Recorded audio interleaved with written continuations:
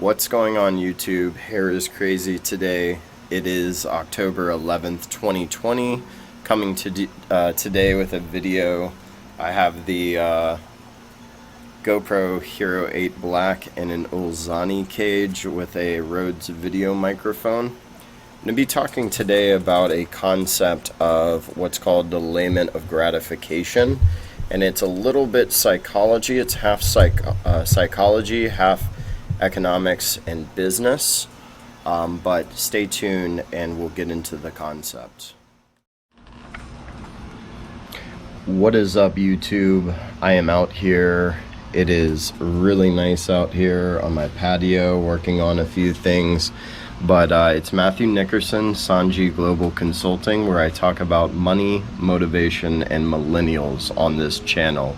Got a few things that are coming in the works in the next couple of weeks, but I really wanted to just go over this principle. So one of the things that I wanted to talk about today was a concept of delayment of gratification. So it's a little bit of psychology and also economics and marketing all put into one, but it's really how we as humans are able to get ahead in our savings. It's how businesses are able to make different decisions based off of this concept. So what is delayment of gratification in our everyday lives? So if you think about it, we've been marketed to since we were kids. If you think about why you choose Pepsi over Coke or Coke over Pepsi, why you choose to go on a vacation, why you choose to go eat out or do Uber Eats rather than cook for yourself, this has a lot to do with pleasure and gratification. So what is gratification? It's just something that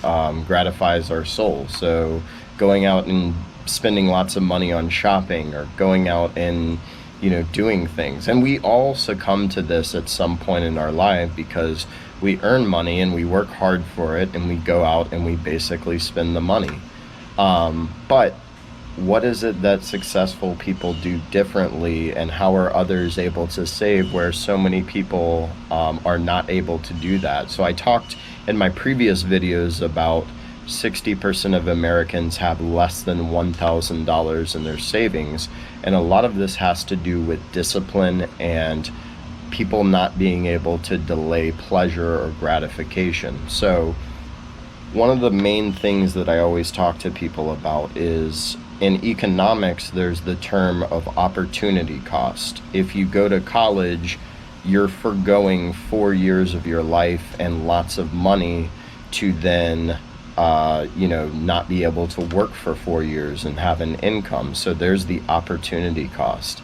There's also opportunity costs in our everyday lives. So if we think about it and we are, dealing with gratification, there is an opportunity cost of you cooking the food versus you paying somebody to do that for you. What a lot of people don't understand with money and basically saving money and delaying pleasure is that a lot of people will go out and they will spend all of their money all the time on convenience and outsourcing rather than doing it themselves.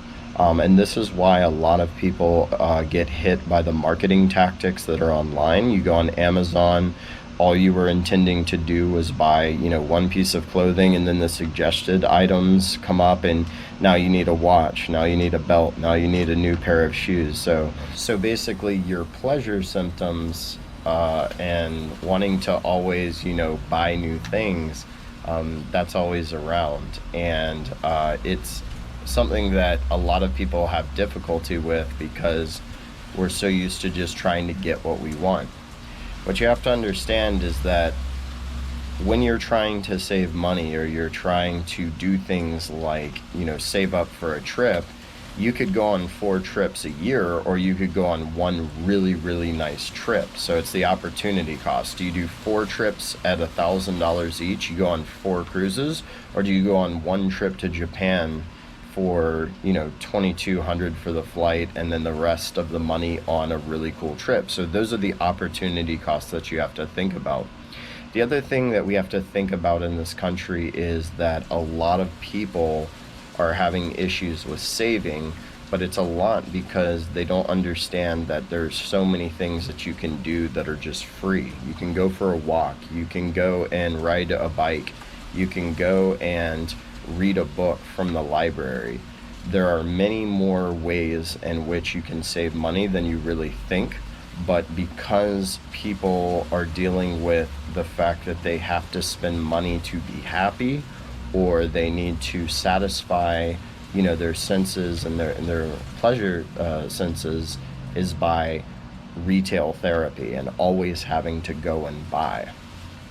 Businesses have to do the same thing because they have to cut down on expenditures, and they have to find ways of the opportunity cost of them spending a lot of money on going out to eat for their employees, or cutting costs on traveling, or different expenditures that businesses have based off of this concept. So the number one way to get ahead in this world is to understand that if you have a delayment of gratification and you're able to not go to the bar every single weekend, you're not only saving $80, you know, or $60 that you would have spent with you and some friends, but you're also, you know, bettering yourself over the course of a long term. The games that the rich and the 1% play is they play the long term. They play the long term in the stock market. They play the long term in their cash holdings. So they save money, save, and they figure out ways to really, spend less money. If you can cut expenditures and you can figure out ways to reduce the amount of money that you're spending, then over the course of time, that discipline will equal out to your savings rate being much higher. It'll equal out to you selling stocks less at a short gain and more of the long gains. This is what Warren Buffett does. So he delays the pleasure of selling a stock at a 7% gain and waits till he has a 35% gain. This is why he's made so much money. And it's why people that are successful are driving different cars than the Ferraris and Lamborghinis that you think successful people are driving. There's a very, very big difference in people that are extremely wealthy, and you have to understand that they do things way differently than the average American because they understand this game. I realized that I could go one weekend and go for a walk and read a book and do things and not spend a dime, or I could go out and spend $300 and have $300 less. So there's opportunity cost, which is an economic and finance term, but there's also the delayment of gratification. When you learn how to delay pleasure and gratification over the long term, you end up saving a lot of money, and you're able to have better options in the future based off of what you're doing. So this is why I talk about this concept. A lot of people that I speak to, they're going out and they're trying to find ways to go shop. They're always going out to eat. They're always going to the bar. And if they were to forego that and actually go to the grocery market and cook the food themselves, if they were to stay inside and find other ways of, doing things, reducing their costs, let's say going on a hike that took you $8 in gas to go drive somewhere, rather than going to a bar every single weekend for, $40 to $80, there's a lot of money to be saved in that. The problem that most people have is that they don't have the discipline to do this. So when you become disciplined, you make better decisions, you forego a lot of unnecessary expenses on things that don't matter, like cars that depreciate over time, or clothing that will go out of style in the next year or so. and you end up getting ahead on your life. So just a concept that I wanted to talk about, and something that I felt was very relevant for our generation, being millennials and Gen Z, and those people that are trying to get ahead on life. Thank you very much.